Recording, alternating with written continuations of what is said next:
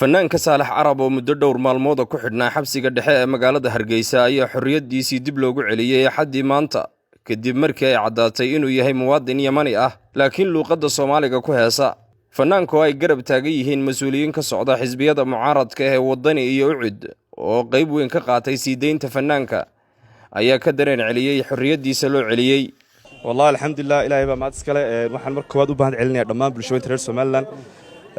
ugu horeeyaan dawladda iyo xisbiyada mucaaradkuba waxaan kala mahad celinayaa jaaliyadeeda Yamanta waxaan kala mahad celinayaa xisbiga ucid iyo xisbiga wadani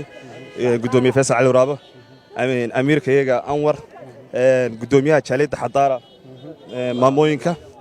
adeerkay Daa Salaal oo gudoomiyaha jaaliyada madaxweynaha Soomaaliland iyo taliyaha booliska taliyaha CID-da بعد الصحافة ده أدبر نقوم هاد علنا لكن فنانين أبال دقمة حيان لي وما سنتين لكن بالشوين ترير سومالي لان يأدي مامل كبا سي شرف الله نقوم هاد علنا وينكم هاسين جزاك الله فنانينتي كل حد نامه